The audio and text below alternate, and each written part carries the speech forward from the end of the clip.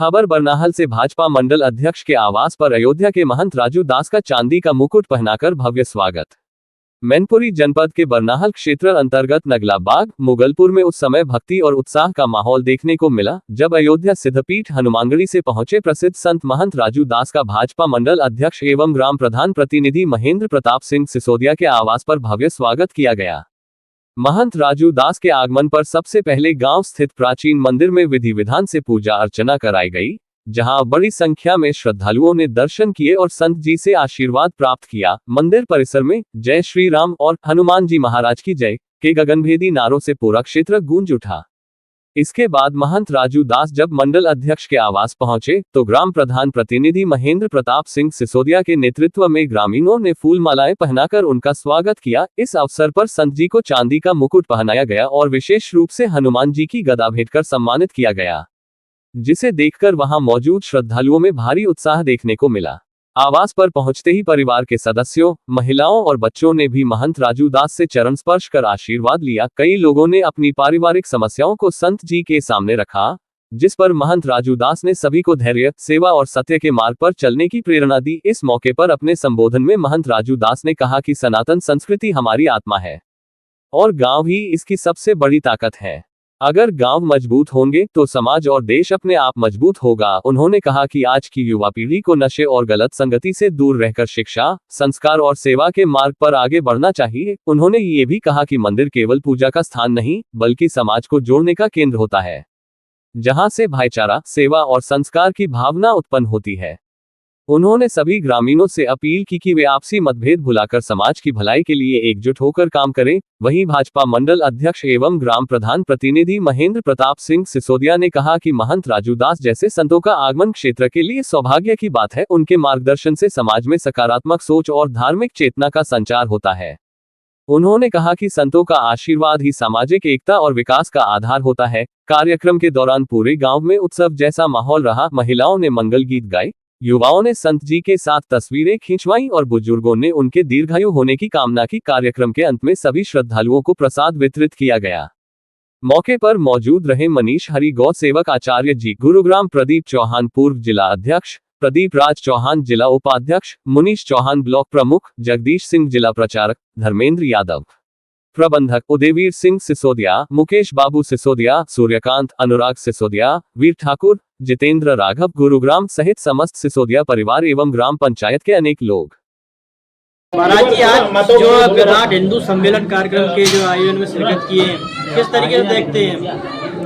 पहले तो मैं मैनपुरी के सभी सनातनी हिंदुत्व विचार को मानने वाले, हिंदुत्व को धारण करने वाले, जिसके मन में राष्ट्र भक्ति की भाव और भावना थी, सब लोगों ने खूब उस विराट हिंदू सम्मेलन में अपना सहभागिता किया और खूब शामिल होकर संतों को सुना, प्रबुद्ध वर्ग को भी सुना और उस विराट हिंदू सम्मेलन में अपने आप को समर्पित करके भारत को हिंदू राष्ट्र बनाने के लिए, भारत को सनातन संस्कृति राष्ट्र बनाने के लिए, भारत में ऊंच नीच छुआछूत की भेदभाव को कम करने के लिए और भारत में एक सूत्र में जो सरदार वल्लभ भाई पटेल ने भारत को पिरोया था, जो बाबा साहब भीमराव अंबेडकर ने जो मनमोहन बनाई थी, जो गांधी जी की विचार था, आज देश के यशस्वी प्रधानमंत्री जी और माननीय उत्तर प्रदेश के पूज्य मुख्यमंत्री योगी आदित्यनाथ जी महाराज का जो और भाव भावना है कि उत्तर प्रदेश को उत्तम प्रदेश बनाया, उत्तर प्रदेश को कैसे विश्व पटल पर स्थापित किया जाए और माँ भारती को कैसे विश्व पटल पर स्थापित करने का काम मोदी जी कर रहे हैं। तो दोनों महापुरुषों को धन्यवाद। आज इस विराट हिंदू सम्मेलन में दल से हटकर सब लोग दिल से थे, बसपा के थे, सपा के थे, कांग्रेस के थे। हिंदू सम्मेलन में उस संतों की भाव और भावना को सुनने के लिए आए। जहाँ एक तरफ सम्मेलन का आयोजन किया जा रहा है, वहीं जो है यूजीसी के माध्यम से जो है जातियों को बांटने का भी काम किया नहीं, वो किसी कारणवश कोर्ट ने उसको स्थगित कर दिया है। कोर्ट, देखिए, कोर्ट का आदेश आया था, पुनः कोर्ट ने उसको स्थगित करके और आदेश जारी किया है। कभी इसको स्टे किया जाता है, इस पर पुनः विचार किया जाएगा। पश्चिम बंगाल ने कहा कि जो है योगी जी जो है 40 दिन के अंदर हिंदू होने का प्रमाण दें। दुर्भाग्यपूर्ण है कि एक संत होकर दूसरे संत, वो भी कोई ऐसे संत नहीं है, पूज्य योगी आदित्यनाथ जी महाराज नाथ संप्रदाय के मुख्य केंद्र बिंदु है, गुरु गोरखनाथ को पीठ, और उस पीठ के वो पीठाधीशपति हैं, और उन पर इस प्रकार से टिप्पणी करना औरंगजेब के वंशज है, अकबर के वंशज है, हुमायूं के वंशज है, तो ये उचित नहीं है। मैं पूज्य शंकराचार्य महोदय से निवेदन करता हूं कि आप ये जातिगत और राजनीतिक भाव से हटकर एक संत की चोला में हैं और संत की भाव और भावना से कार्य और काम करेंगे तो राष्ट्र का उत्थान होगा। अगर आपको इतने ही आपको तत्परता है तो बांग्लादेश में जो हिंदू मारा जा रहा है उस पर बोलते क्यों नहीं आप? जम्मू कश्मीर में अभी तक हिंदू बस नहीं पाया, उस पर चिंता और चिंतन नहीं करते। पाकिस्तान से हिंदू मारा जा रहा, भगाया जा रहा, उस पर चिंता और चिंतन क्यों नहीं करते? आपको हिंदुस्तान में रहने वाले हिंदुओं से प्रमाण पत्र चाहिए, लेकिन जो हिंदू इन देशों में आज मारा जा रहा है, काटा जा रहा है, भगाया जा रहा है, इस पर भी कभी चिंता और चिंतन करोगे? पूज्य शंकराचार्य भगवान की खाली बस कांग्रेस की गोद में खेलोगे, माननीय अखिलेश यादव जी के गोद में खेलोगे, इससे काम नहीं चलेगा। अगर आपको राजनीति करना है तो आप डायरेक्ट आके करो, ये धर्म पे राजनीति मत करो। अच्छा, कहीं ना कहीं उन्होंने कहा बनारस में महाराज जी के साथ वो क्या वो दुर्भाग्यपूर्ण था, उसका मैं पुरजोर विरोध करता हूँ, निंदा करता हूँ। किसी को अधिकार नहीं चुटकी पकड़ने का, किसी को अधिकार नहीं है संतों का अपमान करने का। जिसने अपमान किया उसके खिलाफ कार्रवाई होती, लेकिन हमको भी ध्यान देना पड़ेगा। हमको कौन सी जरूरत थी कूद कर वर्दी फाड़ने की? हमको कौन सी जरूरत थी मारपीट करने की पुलिसकर्मी से? भाई मेला प्रशासन ने कहा कि गुरुदेव आपको रुकना पड़ेगा, भीड़ ज्यादा है, इधर से नहीं इधर से जाना पड़ेगा, तो हम स्वीकार कर लेते। हमने स्वीकार नहीं किया क्या? 13 अखरों ने एक स्वर से जब महाकुंभ प्रयागराज में लगा था, जब एक मामला आया कि भगदड़ हो गई है और कुछ संख्या खूब बढ़ गया है लोगों का, तो इसके नाते हम लोगों ने बैक कर लिया। हम लोगों ने कहा पहले भक्तों को स्नान कराओ तब हम स्नान करेंगे। अगर संत है तो ये और भाव भावना रखना चाहिए उनको। इस प्रकार से वो कालनेमी का रूप धारण करना बंद कर दें पूज्य शंकराचार्य भगवान जी। अच्छा, उन्होंने कहा बनारस में जिस तरीके से हजारों मंदिर तोड़ दिए गए उस पर क्या कहना चाहेंगे आप? नहीं, देखिए ये तो मुझको लगता है कि काशी कॉरिडोर के पुनर्निर्माण में हाँ छोटे मोटे मंदिर को स्थापित किया गया हटा के दूसरी जगह, तो ये स्वाभाविक है कि जब कॉरिडोर का निर्माण हुआ तो स्वाभाविक है छोटे छोटे मंदिरों को पुनर्स्थापना की गई। अब उसको ही कह दिया जाएगा कि लाखों मंदिर तोड़ दिया गया, तो नहीं चलेगा। देखिए, फिर मैं निवेदन पूर्वक अपील करना चाहूंगा, ये शुद्ध रूप से भ्रम फैला रहे हैं, हिंदुओं को बांटने की पूज्य अभी मुक्तेश्वरानंद जी महाराज साजिश कर रहे हैं।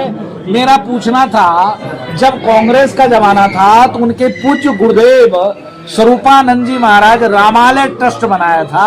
रामालय ट्रस्ट बनाकर पूरे दुनिया से उन्होंने राम मंदिर के लिए चंदा लिया और उस चंदे का कुछ अता पता नहीं है, नंबर 1।